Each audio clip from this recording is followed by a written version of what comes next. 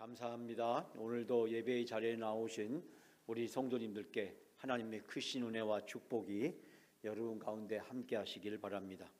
이 다니엘은 이스라엘의 좋은 명문 귀족 가문에서 태어났습니다. 그런데 어린 시절에 남왕국 유다가 애굽에게 또는 바벨론에게 침공을 당했습니다. 기원전 605년 이 갈그미스라 하는 곳에서 바벨론과 그리고 애굽의 군대가 이 고대 근동의 패권을 놓고 전쟁을 하게 되었습니다. 이때는 아수르가 서서히 쇠퇴해 가고 바벨론과 그리고 이집트 사이에 주도권을 잡기 위해서 전쟁을 할 때였습니다.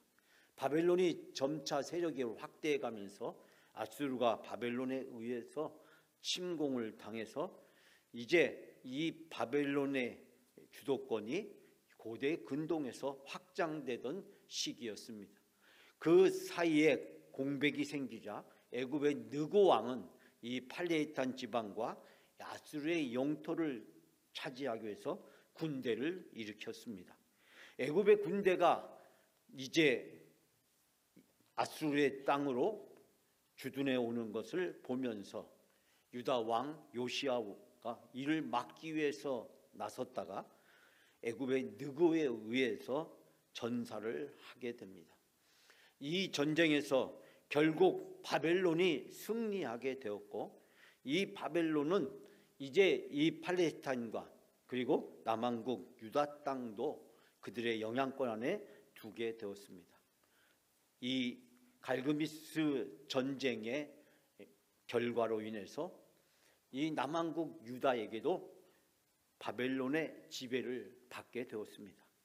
바벨론은 이 남왕국 유다의 왕과 그리고 왕족들과 귀족들을 포로로 붙잡아 갔습니다. 오늘의 본문에 등장하는 다니엘과 그리고 우리가 다니엘서에서 만나게 되는 이 다니엘의 세 친구가 바로 이때 바벨론으로 포로로 붙잡혀가게 됩니다. 남왕국 유다 사람들은 세 차례 걸쳐서 포로로 붙잡혀가는데 이때가 첫 번째 바로 포로로 붙잡혀가게 되었습니다. 예루살렘에서 바벨론까지 직선 거리는 850에서 약 1000km 되는 거리였습니다. 그러나 실제 이동 도보 거리에 의하면 약 1500km 정도였다라고 이야기합니다. 1500km 우리에게 잘 감이 잡히지 않지만 서울에서 부산까지 4번을 왕복하는 것과 비슷한 거리였다라고 이야기합니다. 이 먼 거리를 이 고대 사람들이 걸어서 가려면 최소한 4개월 정도가 소요되었다라고 이야기합니다. 왕과 왕족과 귀족들이 그리고 다니엘과 어린 그의 친구들과 함께 이 4개월에 1500km로 가는 먼 길을 걸어서 바벨론으로 포로로 붙잡혀 가게 됩니다. 어린 다니엘은 고향과 가족과 생이별의 아픔을 겪어야만 했습니다. 고난과 피눈물 얼룩지는 어린 시절을 보내게 되었습니다. 유학도 아니었고 그렇다고 이민을 간 것도 아니었습니다. 포로로 먼 이국 땅 1500km 4개월 이상 험난한 길을 걸어서 바벨론으로 강제로 끌려가게 된 것입니다. 사랑하는 여러분, 이제 이 어린 다니엘과 그의 친구들을 도울 수 있는 사람은 아무도 없었습니다. 먼 이국 땅에서 그것도 전쟁의 포로로 붙잡혀온 그들에게 도와줄 수 있는 손길은 아무것도 없었습니다. 깊은 절망의 나락 속에서 좌절과 그리고 어려운 어린 시절과 청소년 시절을 보낼 수밖에 없었습니다. 근데 우리가 다니엘서를 읽다 보면 바로 이 다니엘과 세 친구에게 인생을 역전시킬 수 있는 절호의 기회가 주어졌음을 알 수 있게 됩니다.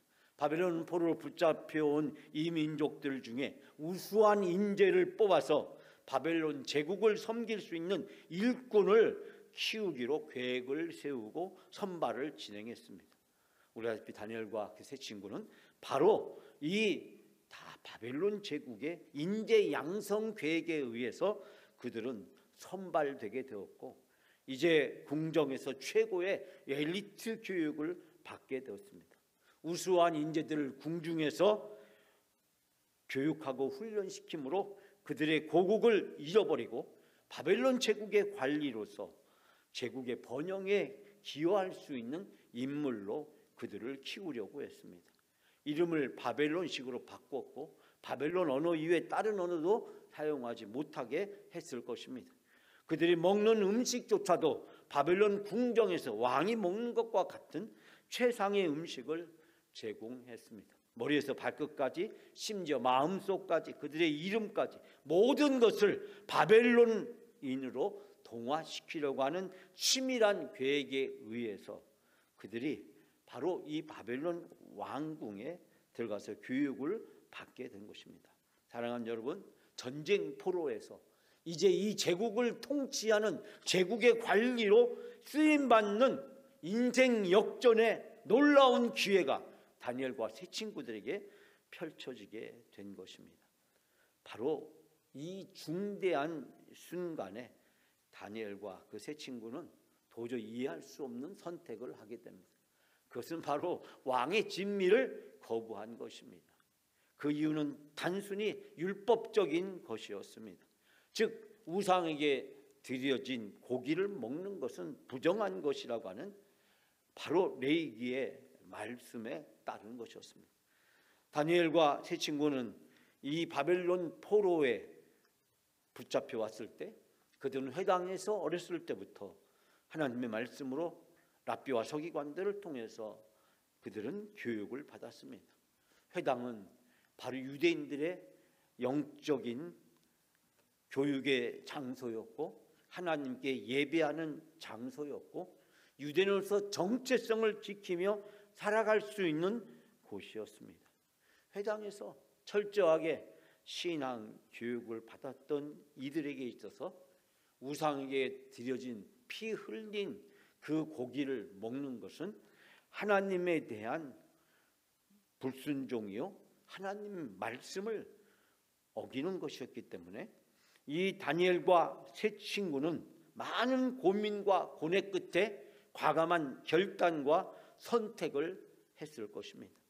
왕의 진미를 거부한 것이었습니다. 최고의 출세와 성공이 보장되어 있는 이 바벨론 왕궁에서 이들에게 주어진 인생 역전의 기회를 이들은 스스로 걷어차버린 꼴이 되었습니다. 그러나 여러분, 하나님이 함께 하셨습니다. 다니엘과 세 친구들의 얼굴을 하나님께서 함께해 주셨습니다. 고기를 먹은 다른 소년들보다 다니엘과 친구들의 얼굴이 더 건강하고 더 튼튼해 보였을 것입니다. 뿐만 아니라 이 모든 것을 주관하는 이 궁정의 관리의 마음을 하나님께서 만져주셨습니다. 3년이란 교육을 이 바벨론 왕궁에서 마쳐지게 되었을 때 어느 날 이 바벨론 왕이 꿈을 꾸게 되었습니다. 그런데 이 꿈을 아무도 해몽하지를 못했습니다. 왕의 꿈은 바로 바벨론 제국의 미래에 관한 것이었고 왕의 운명에 관한 것이었습니다. 여러분, 우리가 아다시피 이 꿈의 내용은 결국 무엇이었습니까? 이 바벨론이라는 제국이 망할 것과 왕이 죽을 것이라는 것을 예고하고 있었습니다. 이 바벨론의 많은 꿈을 해몽하기 위해서 관리와 술사지났지만 그들은 이 꿈의 뜻을 알 수가 없었습니다. 여러분, 하나님께서는 이 제국의 흥망성쇠를 좌우하는 중대한 위기의 순간에 하나님이 다니엘과 함께 하셨고 다니엘에게 지혜를 주셨습니다. 그래서 결국 누구도 해몽하지 못했던 그 꿈을 다니엘이 해몽할 수 있도록 하나님께서 다니엘에게 환상을 보여주셨습니다. 그 환상을 보고 다니엘은 하나님께 이렇게 고백합니다. 나의 조상들의 하나님이여, 주께서 이제 내게 지혜와 능력을 주시고 우리가 주께 구한 것을 내게 알게 하셨사오니 내가 주께 감사하고 주님을 찬양합니다. 지혜와 능력을 주시고 우리가 주께 구한 것을 내게 알게 해주셨으니 하나님께 감사와 찬양을 드린다라고 이야기하고 있습니다. 하나님께서 이 꿈을 해몽할 수 있도록 지혜를 주신 것에 대해서 감사하고 하나님께 찬양하는 이 다니엘의 기도를 발견하게 됩니다. 그러나 여러분, 사실 알고 보면 이 꿈을 해몽한다는 것은 결코 다니엘에게 유리한 기회가 될 수 없음을 우리는 알게 됩니다.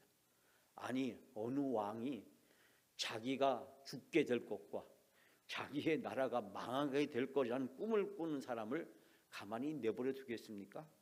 하나님이 함께 하셨기 때문에 바로 다니엘은 꿈을 해몽할 수 있었고, 하나님께서 왕의 마음을 만지셨기 때문에 오히려 이 기회는 다니엘에게 전화위복의 기회가 되었고, 인생 역전의 대드라마를 펼치는 하나님의 놀라운 섭리가 전개되었음을 발견하게 됩니다. 즉, 이 제국의 가장 왕 다음으로 가는 총리 대신이 되어서 이 제국을 섬길 수 있는 기회가 주어지게 된 것입니다. 여러분, 결국 이 다니엘의 꿈처럼 바벨론은 망했고, 그리고 왕은 죽음을 당해야만 했습니다. 그런데 이 바벨론 제국이 망하고 나서 다시 들어선 페르시아 제국에서도 다니엘은 훌륭한 인재로 쓰임을 받게 되었습니다. 우리가 오늘 함께 봉독했던 다니엘서 6장은 이제 바벨론 제국 위에 등장한 페르시아 제국에 다리오라는 왕이 통치하고 있을 때 일어난 일을 우리에게 소개하고 있습니다. 이때도 다니엘은 총리 대신으로 쓰임을 받고 있었고, 3명의 총리가 이 제국을 왕을 도와서 통치하고 있을 때 그 중에서도 다니엘은 가장 으뜸이었음을 우리는 발견하게 됩니다. 다니엘의 탁월한 능력과 그리고 이 지혜로움은 다른 사람들의 시기와 질투의 대상이 되었고, 다른 사람들이 호시탐탐 이 다니엘을 제거하기 위해서 기회를 엿보고 있었다라는 사실을 우리는 6장의 말씀을 읽으면서 발견하게 됩니다. 여러분, 바로 이때 다니엘에게 피해갈 수 없는 막다른 골목으로 원수들은 다니엘을 몰아갑니다. 오늘 6장 10절 마지막 절 말씀에 이렇게 말씀하고 있습니다. 우리 다 같이 6장 10절 말씀 함께 봉독합니다. 다니엘이 이 조서에 왕의 도장이 찍힌 것을 알고도 자기 집에 돌아가서는 윗방에 올라가 예루살렘으로 향한 창문을 열고 전에 하던 대로 하루 3번씩 무릎을 꿇고 기도하며 그의 하나님께 감사하였더라. 아멘. 여러분 알다시피 오늘 본문의 말씀을 통해서 우리가 알게 된 것은 무엇입니까? 왕 이외에 그 어떠한 신상이나 그 어떠한 사람에게도 절을 해서는 안 된다는 사실입니다. 그런데 오늘 본문의 말씀에 보니까 이와 같은 상황이 연출된 것은 다니엘을 제거하기 위한 정적들의 음모였습니다. 그들은 다니엘을 털고 또 털고 흠을 잡기 위해서 온갖 노력을 다 했지만, 그러나 다니엘을 흠을 잡거나 다니엘을 제거할 수 있는 근거를 찾지를 못했습니다. 그들이 발견하게 된 것은 다니엘이 하루에 3번씩 예루살렘을 향해서 창문을 열어놓고 기도한다는 사실입니다. 그러므로 그들은 다니엘이 피해갈 수 없는 함정을 파서 다니엘을 그곳으로 몰아붙여 가게 됩니다. 그것은 무엇이었습니까? 왕 외에 누구에게도 절하거나 기도할 수 없다는 것이었습니다. 그런데 오늘 본문의 말씀에 보니까 다니엘은 왕의 금령 문서에 도장을 찍은 것을 알고도, 즉 왕의 허락을 받아서 이 제국에 반포된 공문서에 의하면 바로 그 누구에게도 절하거나 기도할 수 없다는 것을 다니엘이 알고 있었다는 사실입니다. 그런데 오늘 본문의 말씀에서 보면 바로 그와 같은 사실들을 알면서도 자기 집에 돌아가서 다락방으로 올라가서 그리고 이 다락방의 창문을 열어놓고 늘 하던 대로 하루에 3번씩 무릎을 꿇고 기도했다라는 것입니다. 예루살렘을 향한 창문을 열고 기도하는 것은 바로 이 디아스포라, 즉 세계 곳곳에 흩어져 있는 유대인들이 일상적인 기도의 습관이었습니다. 그들이 어디에 있든지 예루살렘 쪽을 향해서 그들은 기도했습니다. 오늘 본문의 말씀 보니까 전에 하던 대로라고 하는 이 표현을 통해서 우리가 발견하게 되는 것은 다니엘이 특별한 기도를 드리는 것이 아니라 바로 다니엘이 하루에 3번씩 기도하는 것은 일상적인 것이었고 매일 반복하는 것이었다는 사실입니다. 다니엘은 특별 기도를 한 것이 아니라 일상적인 기도를 했습니다. 하루에 3번씩 기도했다는 이 표현은 바로 3시와 6시와 제9시에 걸쳐서 유대인들은 3번에 걸쳐서 이 예루살렘을 향해서 기도했고, 모든 디아스포라에 살고 있었던 경건한 유대인들은 바로 이 3번의 기도를 드렸습니다. 랍비의 규칙에 의하면 모든 정통 유대인들은 바로 하루에 3번씩 기도해야 될 의무와 책임을 가지고 있었고, 이것은 유대인으로서 자기 자신의 정체성을, 믿음과 신앙을 증명하는 것이었습니다. 그렇기 때문에 유대인들은 어디에 살든지 예루살렘 쪽을 향해서 창문을 열어놓고 하루에 3번씩 기도했고, 훗날 기독교 공동체에도 바로 하루에 3번씩 기도하는 것은 채택이 되었고, 심지어 우리가 잘 알고 있는 바로 다른 종교 무슬림에도 이 기도하는 습관은 중요한 영향을 끼쳤음을 우리가 알 수 있게 됩니다. 그런데 다니엘은 오늘 본문에 기도하면서 무릎을 꿇고 기도했다라고 이야기를 하고 있습니다. 다니엘은 지금 처해져 있는 상황을 누구보다도 잘 알 수 있고, 총리 대신으로서 왕의 금령 문서에 왕의 조서, 즉 어인이 찍힌 것을 알고 있었고, 그 어인이 찍힌 조서의 효력에 대해서 다니엘은 누구보다도 잘 알고 있었습니다. 그럼에도 불구하고 다니엘은 자기가 무릎을 꿇고 예루살렘 향해서 기도하는 행위가 정적들에게 어떠한 빌미를 주어지게 될 것이며, 이것이 향후에 자기에게 미칠 영향이 어떤 결과임을 알면서도 다니엘은 기도를 합니다. 사랑하는 여러분, 기도하는 다니엘은 피해갈 수 없는 막다른 죽음의 골목으로 내몰리게 된 것입니다. 만약에 다니엘이 기도하지 않는다면 지금까지 지켜왔던 믿음과 신앙을, 즉 하나님을 부인하고 하나님을 버리는 것이고, 만약에 기도한다면 총리 대신으로서 왕의 명령을 스스로 부인해서 결국은 이 성공의 정점에 있는 모든 것들을 내려놓아야 되는, 바로 그 선택의 기로 절체절명의 위기의 순간에 다니엘은 내몰리고 있었습니다. 여러분, 다니엘은 무엇을 선택해야 될까요? 다니엘은 기도하는 것을 당분간 유보하고, 그래서 이 왕의 조서의 기간이 끝나고 나서 그때 기도하는 것을 선택해야 할까요? 아니면 기도함으로써 총리 대신으로서 모든 것을 다 잃고 사자에게 굴에 던져지는 죽음의 길을 가야 될까요?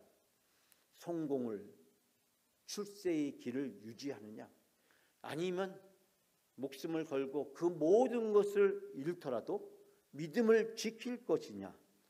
여러분, 다니엘은 바로 이 중요한 기로에 서 있었습니다. 여러분이 다니엘이라면 여러분은 어떠한 선택을 하시겠습니까? 사랑하는 여러분, 우리가 때로 인생을 살아가면서 다니엘이 처했던 바로 이 곤란한 상황 속에 우리가 처할 때가 종종 있음을 발견하게 됩니다. 때로는 알면서 때로는 모르면서 그것이 우리의 믿음을 지키는 것이고 그것이 우리의 믿음을 부인하는 것이든지, 이 선택의 결과에 따라서 믿음을 지킬 수도 있고 믿음을 지킬 수도 없다는 사실을 우리는 알고 있습니다. 그런데 오늘 본문의 말씀에서 놀라운 것은 다니엘의 기도의 내용이었습니다.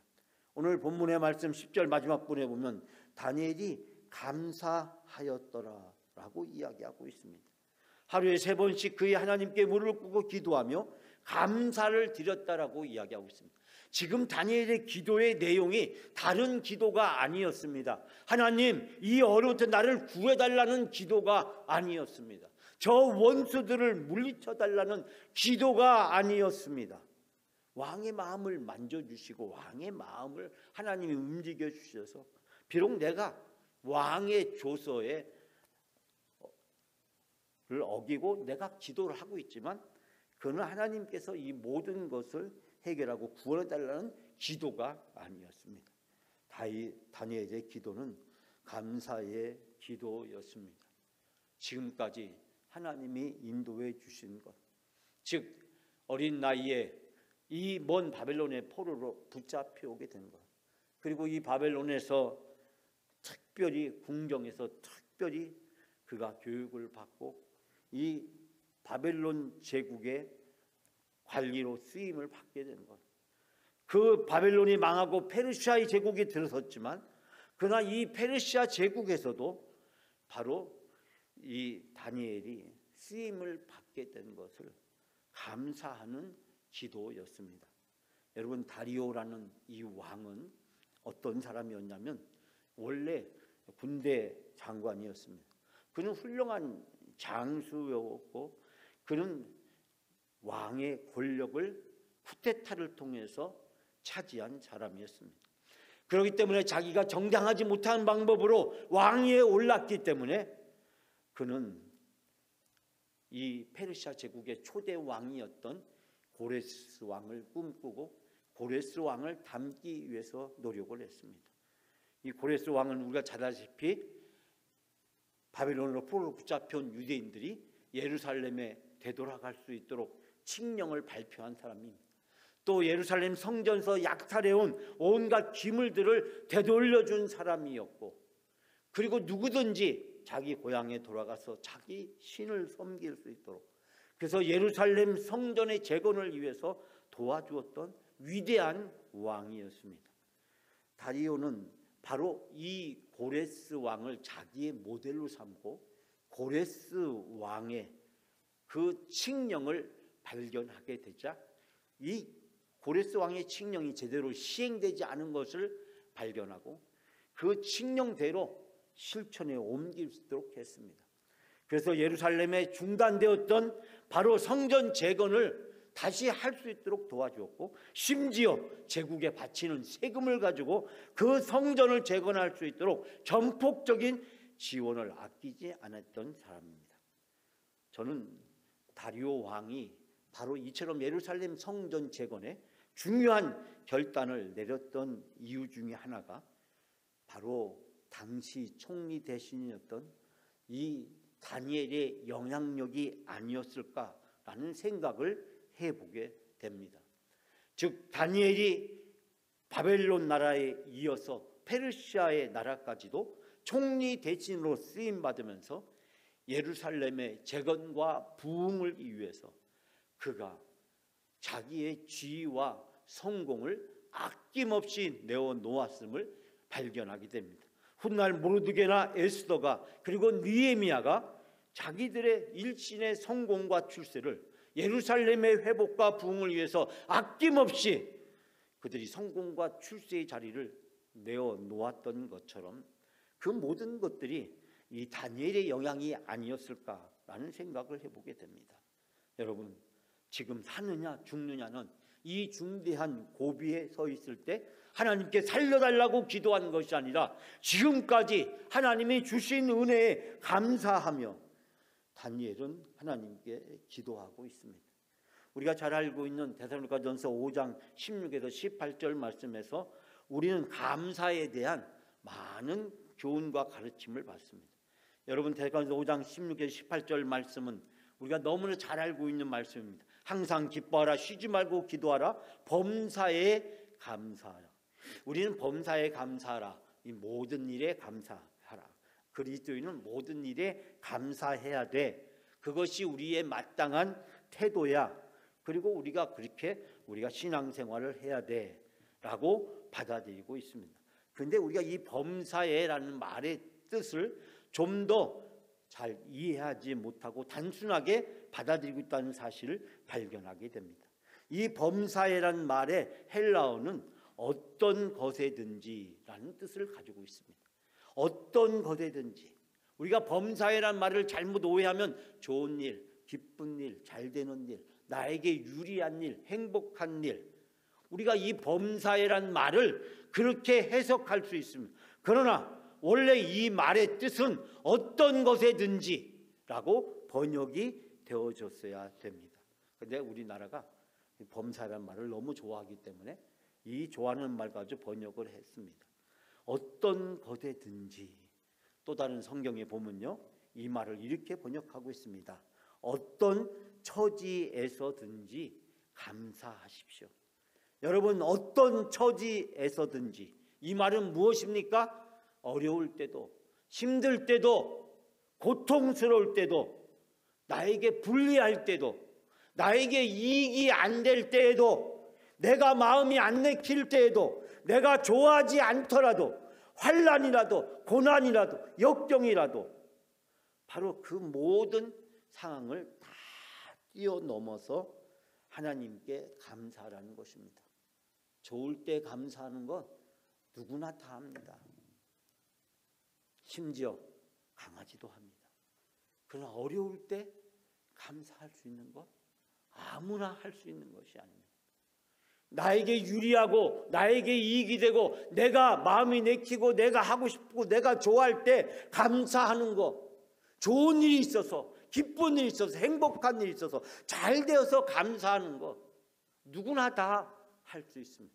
물론 그것도 안 하는 사람이 얼마나 많습니까? 그래서 배운 망독이란 말이 나온 것이 아닙니까? 잘 되는데, 좋은데, 기쁜데, 행복한데 당연히 감사해야 되는데 그것도 하지 못하는 배은망덕한 일을 우리는 이 세상에서 얼마 많이 찾아보게 됩니까? 그런데 그것을 뛰어넘어서 어떤 처지에서든지 안 될 때, 불행할 때, 힘들 때, 병에 걸렸을 때, 고통스러울 때, 손해볼 때, 내가 도저히 받아들일 수 없을 때, 내가 정말 싫어할 때 바로 그때도 감사하라고 이야기합니다. 여러분이 잘 알고 있는 넬슨 만델라, 남아프리카 공화국의 대통령이었습니다. 이 사람은 세계에서 가장 오랫동안 감옥에 있었던 사람이었습니다. 무려 27년 동안 감옥 생활을 했습니다. 넬슨 만델라가 극적으로 감옥에서 추록하게 되었을 때 많은 사람들은 생각하기를 27년이란 그 긴 세월 동안 감옥에 있었기 때문에 이 넬슨 만델라가 아주 허약한 상태에서 나올 것이라고 생각했습니다. 그때 넬슨 만델라 나이가 70이 넘었습니다. 여러분, 70이 넘어서 27년 동안 감옥에서 온갖 고문과 박해와 핍박을 받고 살았다는 사실을 생각해 보십시오. 이 만델라의 꼴이 얼마나 비참할 거라고 생각했습니까? 그런데 감옥에서 나오는 넬슨 만델라는 아주 건강하고 씩씩한 모습으로 걸어 나왔습니다. 취재 나온 기자들은 깜짝 놀랐습니다. 그리고 물었습니다. 다른 사람들은 5년만 감옥살이해도 건강을 잃고 허약한 상태로 나오는데 어떻게 27년 동안 감옥 생활하고도 그렇게 건강할 수 있습니까? 도대체 그 비결과 원인이 무엇입니까? 라고 넬슨 만델라에게 묻자 만델라는 이렇게 대답했답니다. 나는 감옥에서 하나님께 늘 감사했습니다.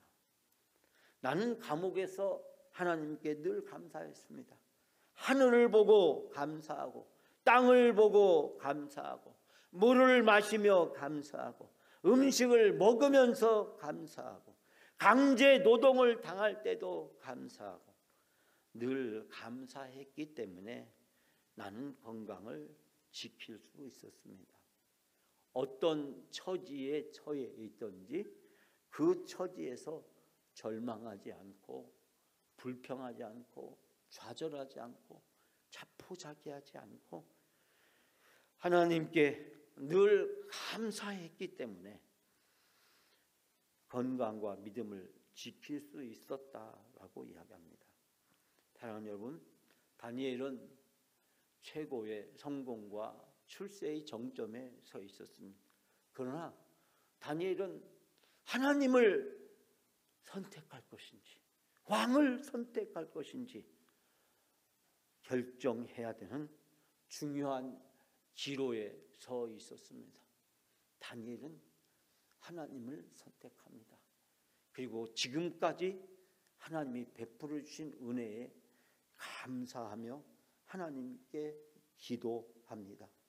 최악의 상황에서 최고의 감사를 하나님께 드립니다.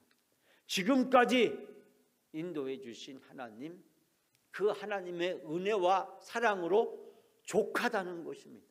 비록 내가 이제 사자굴 속에 던져진다고 할지라도, 내 목숨을 잃게 된다고 할지라도, 지금까지 하나님이 주신 은혜와 사랑과 축복을 생각하면 나는 족하다라고 하는 것입니다.